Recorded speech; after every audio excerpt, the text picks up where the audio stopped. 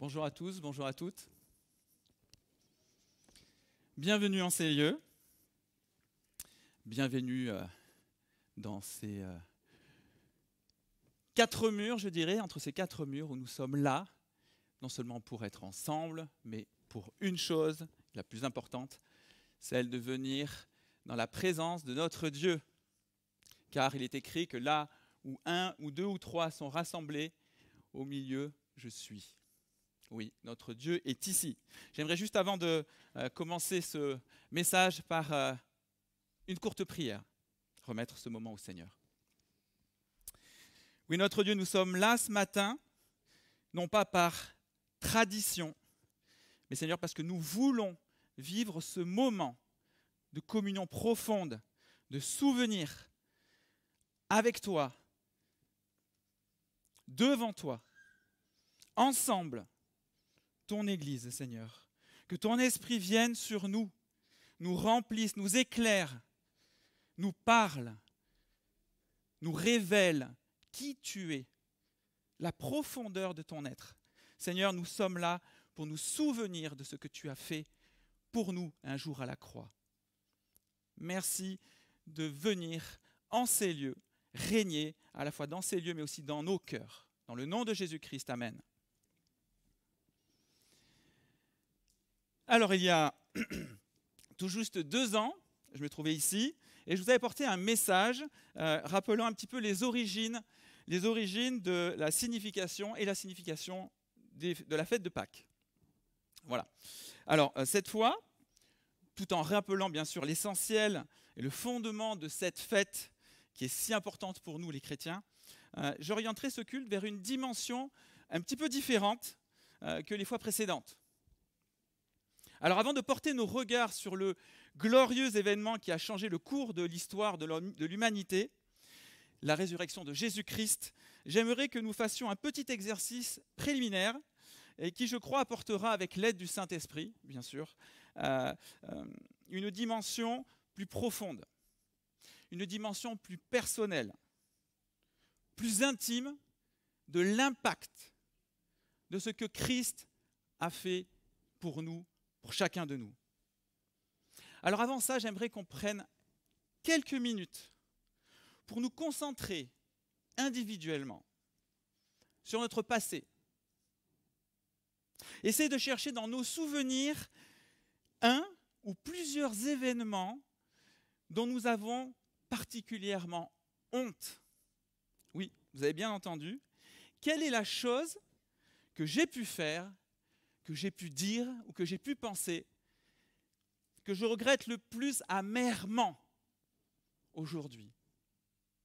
J'aimerais qu'on prenne ce temps, quelques minutes, vraiment, d'introspection, pour essayer d'aller chercher ce que nous avons fait, dit ou pensé dans notre vie, lequel nous avons le plus honte.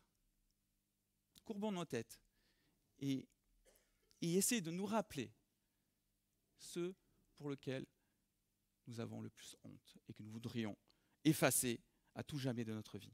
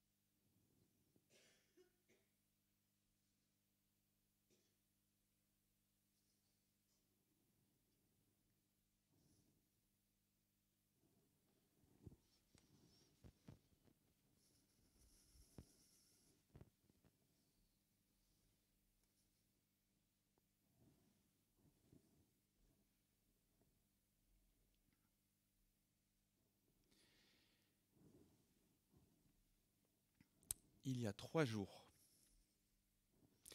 Il y a 3 jours, c'était vendredi. Vendredi saint, comme nous l'appelons. Qu'est-ce que c'est que le vendredi saint? Eh bien, le vendredi saint, c'est le jour où nous voulons nous rappeler combien notre Seigneur a souffert à cause de nous, à cause de notre péché. Celui-là même qui nous a fait le plus honte, peut-être qui est venu à votre esprit, mais aussi pour tous les autres, aussi petits soient-ils. C'est le jour où nous voulons nous rappeler combien l'amour de Dieu est grand, au point d'accepter de mourir pour sauver tous les hommes. Tous les hommes, même ceux qui étaient en train de se moquer de lui alors qu'il agonisait sur la croix.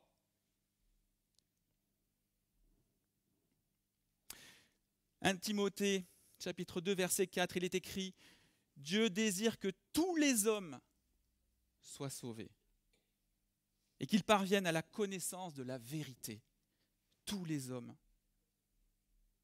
Je propose de regarder une petite vidéo qui a été faite par Fellow FR. C'est une chaîne YouTube d'un organisme international chrétien avec lequel nous collaborons. Cette vidéo n'est pas foncièrement sur la thématique de Pâques, à proprement parler, mais je la trouve vraiment pertinente pour un petit peu illustrer cette première partie de notre culte. Je vous propose de regarder cette vidéo. Si le péché commence par une obsession de soi, j'ai été le pire. Je me suis fait prendre au piège, en quête de valeur, et je n'ai rien trouvé ni au paradis, ni sur terre, ni entre les deux. Aucun plan fait de main d'homme, aucun plaidoyer vertueux ne pouvait me libérer de moi-même. Mais je me souviens du jour où je me suis heurté à la croix. J'ai vu Jésus trébucher vers Golgotha, sur ce chemin rempli de douleur, tué sur ce bois, taché de son sang. La puissance de sa mort m'a invité à regarder à la mienne. Sa résurrection a renversé tout pouvoir du tombeau. C'est fini. Voici la bonne nouvelle qui résonne depuis ce jour. Jésus-Christ a été crucifié pour que le pire d'entre nous puisse goûter à la vie.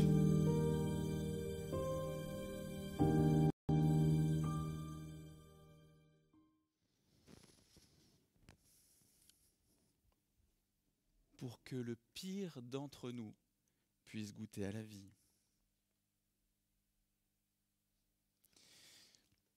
Dans l'Épître aux Philippiens, chapitre 2, versets 6 à 8, il est écrit « Lui, en parlant de Jésus-Christ, lui qui est de condition divine, il n'a pas regardé son égalité à Dieu comme un butin à préserver, mais il s'est dépouillé lui-même en prenant une condition de serviteur, en devenant semblable aux êtres humains. Reconnu comme un simple homme, il s'est humilié lui-même en faisant preuve d'obéissance jusqu'à la mort. Même la mort sur la croix. » Jésus-Christ est sorti du sein de Dieu où il était aussi Dieu. Il l'a fait pour se faire homme, afin de vivre une vie comme la nôtre, en tout point, sans toutefois commettre un seul péché.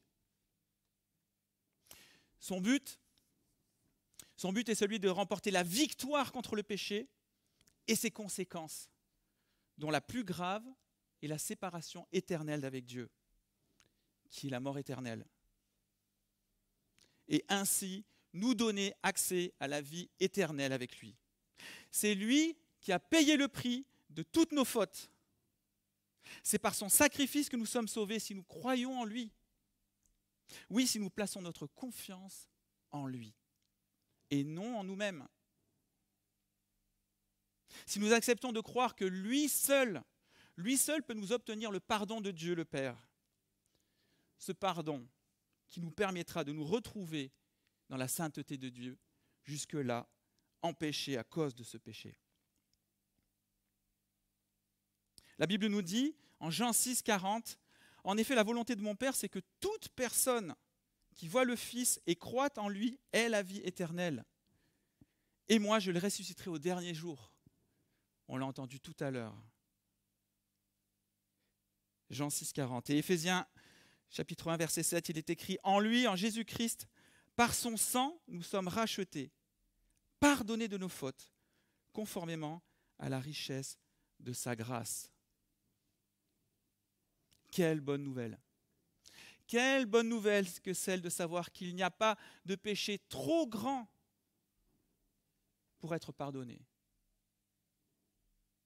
Dieu a payé le prix le plus fort pour qu'aucun de nos péchés ne puisse nous empêcher, nous entraver notre possibilité de le retrouver et de le voir face à face.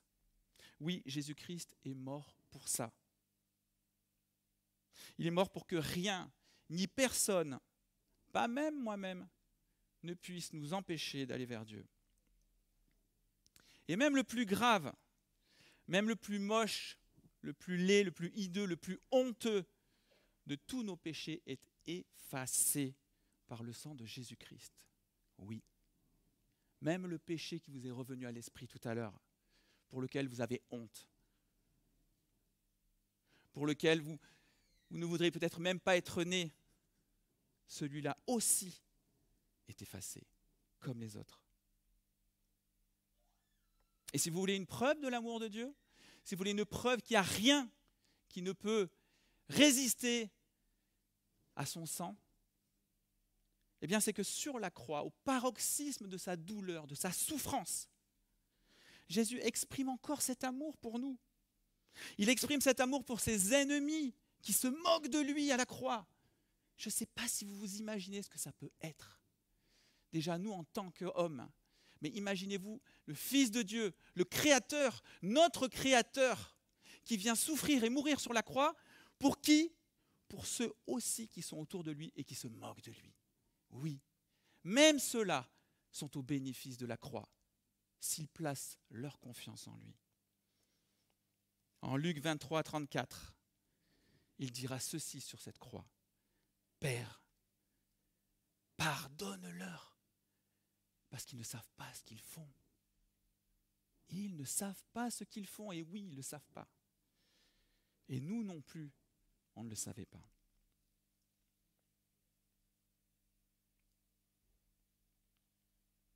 Alors ça, c'était pour le vendredi saint. Aujourd'hui, nous sommes le dimanche de Pâques. Ce jour de fête du dimanche de Pâques est l'apogée de l'accomplissement des prophéties. Après la naissance de Jésus, le Messie, eh bien, c'est le moment le plus important de toute l'histoire de la création. La résurrection du Christ est la clé de la rédemption de notre monde, le moyen par lequel Dieu, le Dieu 3 fois saint, va faire la paix avec un monde corrompu par le péché. Dans Colossiens chapitre 1, verset 20, il est écrit « Il a voulu, il est question de Dieu, il a voulu par Christ tout réconcilier avec lui-même, aussi bien ce qui est sur la terre que ce qui est dans le ciel, en faisant la paix à travers lui, par son sang versé sur la croix. » Oui, par cet acte juridique, parce que Dieu a créé des lois, il y a des lois qui existent, comme les lois physiques, il y a des lois spirituelles. Et le péché tombe sous la loi de Dieu, la loi spirituelle. Et la conséquence, c'est la mort éternelle, la séparation éternelle avec Dieu. Et donc c'est par cet acte juridique devant Dieu que nous pouvons être rachetés, pardonnés de toutes nos fautes et être enfin réconciliés avec Dieu. Et c'est son œuvre. Il est écrit en 1 Corinthiens 16, chapitre 17, verset 20, « Or, si Christ n'est pas ressuscité, et on l'a entendu aussi tout à l'heure, votre foi est inutile. Vous êtes encore dans vos péchés et par conséquent, ceux qui sont morts en Christ sont aussi perdus. Si c'est pour cette vie seulement que nous espérons en Christ, nous sommes les plus à plaindre de tous les hommes. » Ça, c'est le constat que fait Paul. Si vraiment Christ n'était pas ressuscité, toutes ces souffrances, tout ce temps aurait été perdu, gâché, pour rien. Mais il écrit, mais il est ressuscité. Il est ressuscité. L'apôtre Paul avait bien compris que tout résidait dans la résurrection de Jésus-Christ. Si Christ n'était pas ressuscité, ça voudrait dire que le péché ne pouvait pas être vaincu et la mort non plus. Et bien sûr, nous ne pourrions être sauvés. Si Jésus-Christ n'était pas revenu d'entre les morts, tout s'effondrerait. Et personne ne pourrait être sauvé. Mais Dieu merci, oui, on peut dire vraiment Dieu merci, ce n'est pas une formule. Dieu merci, Jésus est vraiment ressuscité. Il a vaincu la mort. Et c'est ça l'esprit de Pâques. C'est ça l'esprit de Pâques. La souffrance et la mort de Jésus à notre place et par sa résurrection, notre résurrection. Amen? Amen. Alors j'en arrive à ma conclusion. Avec Noël, où nous fêtons la naissance du Sauveur, Pâques est la fête la plus importante pour tous les hommes, car elle nous rappelle combien l'amour de Dieu est immensément grand. Il n'a pas de limite. Ce n'est pas l'amour d'un homme, c'est l'amour du Dieu Tout-Puissant, car il est amour. Jour de salut pour les uns, retour à la croix pour les autres. Le souvenir du prix que le Fils de Dieu a dû payer à cause de nous doit nous rendre humbles et reconnaissants de tout ce qu'il a fait pour nous. Mais que ce sentiment de tristesse se transforme en sentiment de joie. Oui, car il est sorti du tombeau. Il est sorti du tombeau. Et par son sacrifice, à travers sa résurrection, nous ne mourrons jamais. Quand bien même notre corps mourra, notre esprit rejoindra le Père grâce au Fils. Oui, Jésus-Christ siège à la droite de Dieu. Et la bonne nouvelle, c'est qu'il nous a préparé une place avec lui. Et il nous attend. Jésus-Christ est ressuscité. Amen. Amen. J'aimerais juste qu'on prenne un petit temps, encore une fois, de méditation, où on peut vraiment, réfléchir à tout ça, vraiment s'approprier sincèrement de tout notre cœur ce que Jésus a accompli à la croix. Qu'on ne reparte pas d'ici comme on est venu, qu'on ait vraiment conscience que ce jour que nous fêtons est un jour tellement important pour notre vie. Et si quelqu'un ici n'a pas encore donné son cœur à Jésus, s'il n'a pas fait cette démarche de suivre le Christ, s'il n'a pas encore placé sa confiance dans le salut en Jésus-Christ, eh bien c'est le moment. C'est le moment. Christ est mort pour toi et pour moi. Prenons ce temps de méditation.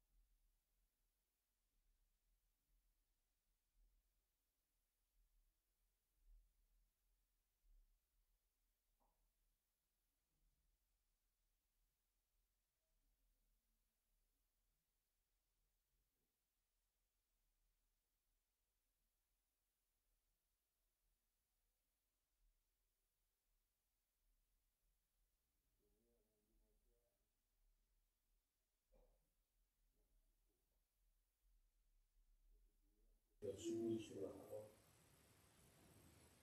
Merci pour, je peux imaginer, le coup de Dieu dans le l'antiquité, c'est vrai. et l'agonie que tu as dû subir.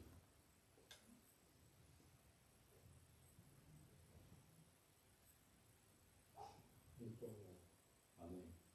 Amen.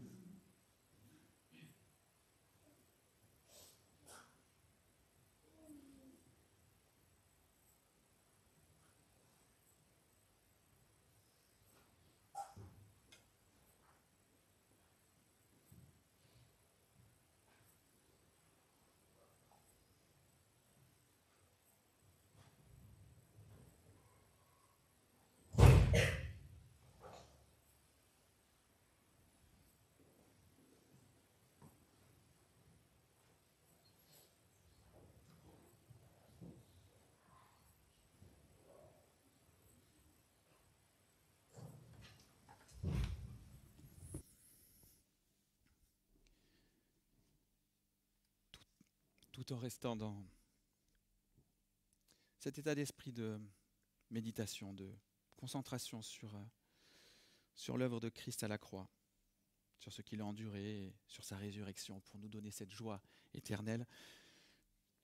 Nous allons prendre ce temps aussi tellement important de communion bidirectionnelle, communion à la fois avec le Christ, avec Dieu le Père, avec la Trinité notre Dieu, et communion fraternelle, en partageant le pain et le vin ensemble. Pour les personnes qui ont été choisies pour distribuer la Sainte Seine. Il n'y a pas le temps ?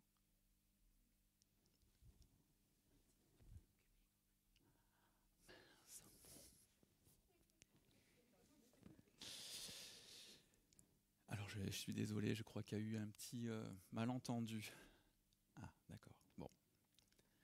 Alors écoutez, on va communier spirituellement. Je suis désolé. Avec l'équipe, on s'est mal compris. Bon.